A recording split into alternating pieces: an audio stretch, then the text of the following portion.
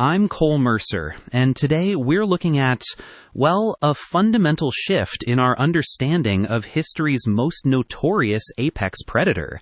For decades, the T-Rex has been characterized as this creature that lived fast and died young.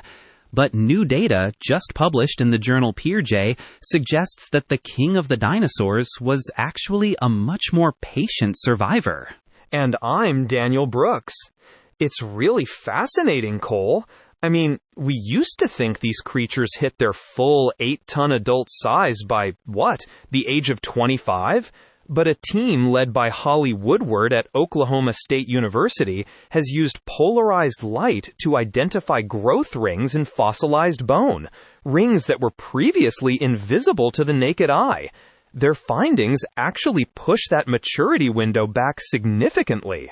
Right, and the analysis of 17 individual specimens shows that a T-Rex wouldn't have reached its maximum size until it was 35 or even 40 years old. From a biological security perspective, this changes how we view their dominance entirely. They weren't just fast-growing monsters. They were long-term occupants of various ecological niches. As they grew slowly, they occupied different roles in the food chain for longer periods, eventually becoming so large that their only real competition was, other members of their own species. Practical and analytical, highlighting the logic of the biology and the ensuing controversy. Yeah, that growth flexibility is what really caught my eye, Cole. The study found that growth ring spacing varied based on environmental conditions. Basically, if resources were scarce, the T-Rex just didn't grow as much that year. It's an incredibly efficient use of resources. However, this variation is also fueling a major debate in the scientific community about whether we're looking at one species or a complex of subspecies.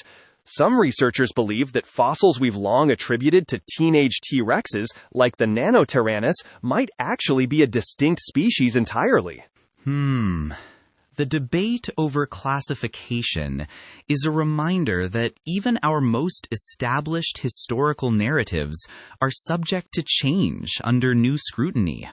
While scientists like Steve Brissatt from the University of Edinburgh say this work is provocative, it suggests we need to revise the very protocols we use to study prehistoric growth. It's a question of identity that is yet to be fully resolved.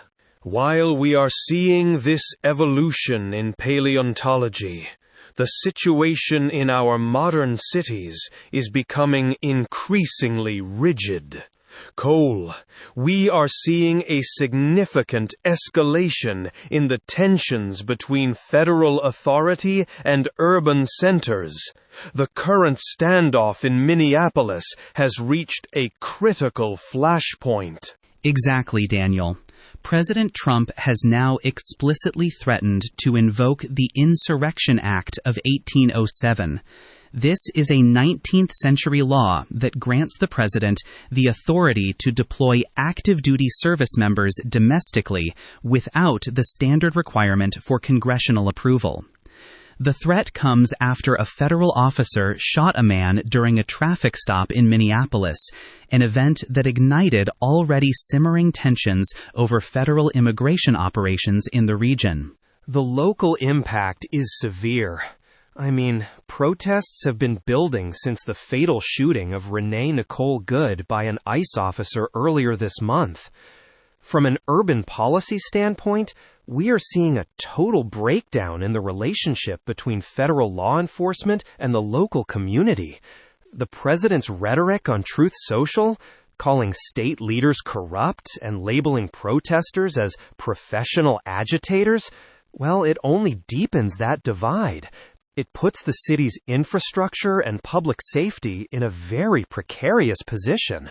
Homeland Security Secretary Kristi Noem has confirmed she discussed the Insurrection Act with the president, asserting he has the constitutional authority to use it. This isn't the first time this has been on the table, of course. We saw similar discussions during the 2020 protests following the murder of George Floyd.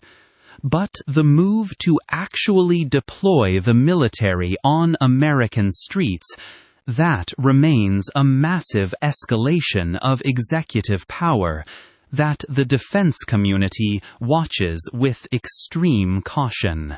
It's a struggle for control over the city streets. House Speaker Mike Johnson has backed the president's stance, claiming Minnesota is out of control and that local leaders are encouraging the madness. When you have federal authorities and local government at such odds, it becomes almost impossible to implement stable urban policy or community-based policing. We are looking at a scenario where the physical security of the city is being prioritized over the established legal and social frameworks. The legal and security implications of the Insurrection Act really cannot be overstated. It would bypass the Posse Comitatus Act, which generally prohibits the use of federal military personnel to enforce domestic policies.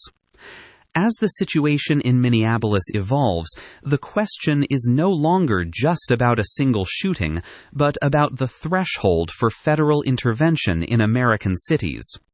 We will be tracking the movement of federal personnel closely as this develops. Whether it's the slow, calculated growth of an ancient predator or the sudden, volatile shifts in our current political landscape, the theme today is clearly the exercise of power and how we measure its impact over time. Thank you for joining us for this discussion. I am Daniel Brooks. And I'm Cole Mercer. That concludes our coverage for today. This has been Neural Newscast. Neural Newscast is AI-assisted, human-reviewed. View our AI transparency policy at neuralnewscast.com.